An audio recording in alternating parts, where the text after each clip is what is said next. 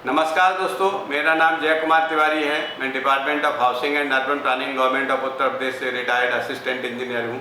मेरे YouTube channel में आपका स्वागत है। दोस्तों, अभी कुछ दिन पहले मैंने एक वीडियो बनाया था जिसमें ये बताया था कि गंगा नदी के तट से 200 मीटर के क्षेत्र में कौन कौन से निर्माण किए जा सकते हैं। दोस्तों, इस वीडियो के कमेंट में कुछ लोगों ने हमसे ये पूछा था कि सर, गंगा नदी के अलावा उत्तर प्रदेश में और भी नदियां हैं जिन पर कि कई बड़े शहर स्थित हैं। उन नदियों के किनारे कितना तट क्षेत्र छोड़ के कोई भी निर्माण किया जा सकता है, इसके बारे में भी कुछ सूचना दें। तो दोस्तों, इस वीडियो में मैं गंगा नदी के अतिरिक्त अन्य नदी के तट क्षेत्रों में स्थित नगरों में नदी तट क्षेत्र के किनारे या उससे कितनी दूरी पर कोई भी निर्माण किया जा सकता है, इसके बारे में मैं आपको जानकारी दूंगा।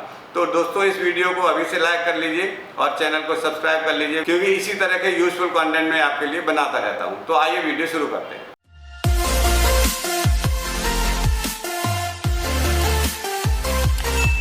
दोस्तों, उत्तर प्रदेश में बिल्डिंग बायलॉज में केवल गंगा नदी के तट से 200 मीटर के क्षेत्र में किन निर्माणों को किया जा सकता है, उनकी अनुज्ञा की प्रक्रिया क्या है, इसके बारे में उल्लेख किया गया है। इसी उल्लेख किए गए विवरण के अनुसार मैंने आपको पूर्व में जो वीडियो बनाया है उसमें गंगा नदी के तट से 200 मीटर के क्षेत्र में अनुज्ञा की प्रक्रिया के बारे में विस्तार से बताया था। अगर आप गंगा नदी के तट के किनारे निर्माण की अनुज्ञा के संबंध में देखना चाहते हैं तो हमारा इस वीडियो को देख सकते हैं। अब दोस्तों, इस सवाल का जवाब मैं देना चाहूंगा कि जो हमारे व्यूअर्स ये पूछ रहे हैं कि गंगा नदी के अतिरिक्त अन्य नदियों के किनारे जो निर्माण किए जाने हैं उनके बारे में अनुज्ञा की क्या प्रक्रिया है, नदी तट से कितना क्षेत्र छोड़ना है, कितना चौड़ाई में क्षेत्र छोड़ना है निर्माण के लिए। तो दोस्तों, इसके बारे में मैं आपको ये बताना चाहूंगा कि जैसे बरेली में नकटिया नदी है, तथा मथुरा वृंदावन में, आगरा में, इटावा में यमुना नदी है, प्रयागराज में भी यमुना नदी है, गाजियाबाद में हिंडन नदी है, नोएडा में भी हिंडन नदी है। तो दोस्तों,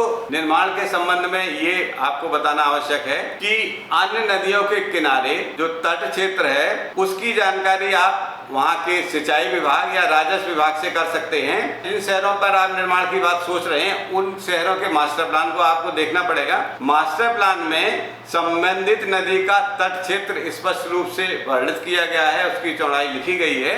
इसके अलावा नक्शा पास करा के ही कोई निर्माण किया जा सकता है। नक्शा पास कराने के लिए आपको सिंचाई विभाग या राजस्व विभाग से एनओसी लेनी पड़ेगी अगर आपकी प्राइवेट लैंड है। और अगर कोई प्राधिकरण की योजना है तो प्राधिकरण अपनी योजना मास्टर प्लान में दर्शाई गई नदी तट क्षेत्र या बाढ़ग्रस्त क्षेत्र की जो चौड़ाई मास्टर प्लान में अंकित है उसको छोड़ के ही अपनी योजना बनाती है। जैसे अगर गाजियाबाद की बात करें तो गाजियाबाद में हिंडन नदी के किनारे एक निश्चित दूरी तक नदी संरक्षण क्षेत्र छोड़ा हुआ है मास्टर प्लान में, और उसके बाद नदी संरक्षण क्षेत्र के दोनों तरफ और अतिरिक्त भूमि में लैंड यूज मास्टर प्लान में निर्धारित किए गए हैं। कहीं पे रीजनल पार्क है, रिक्रिएशनल पार्क है या अन्य उपयोग हैं। तो मास्टर प्लान में जो भी उपयोग दर्शाए गए हैं, नदी तट क्षेत्र या नदी तट क्षेत्र के बाद संरक्षण क्षेत्र और उसके बाद जो भू उपयोग वहां प्रदर्शित है मास्टर प्लान में, उस भू उपयोग के अनुसार ही निर्माण किया जा सकता है।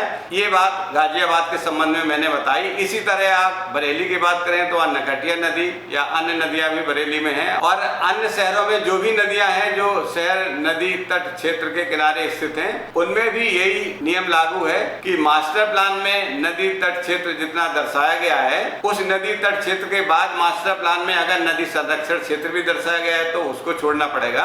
और नदी संरक्षण क्षेत्र के बाद आपको जो मास्टर प्लान में लैंड यूज है उस लैंड यूज के अनुसार ही भू उपयोग के अनुसार निर्माण की अनुमति दी जा सकती है।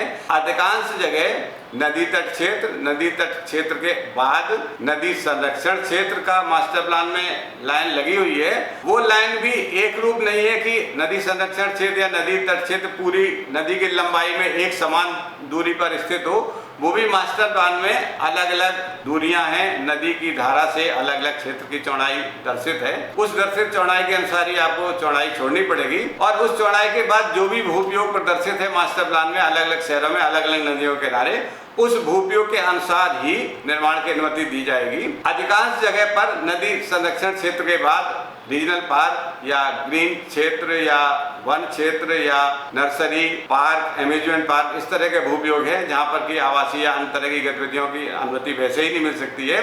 और उसके बाद फिर आवासीय, कॉमर्शियल, इंडस्ट्रियल या अन्य प्रकार के भू उपयोग मास्टर प्लान में प्रदर्शित हैं। उन भू उपयोग के अनुसार ही मानचित्र की अनुमति दी जा सकती है।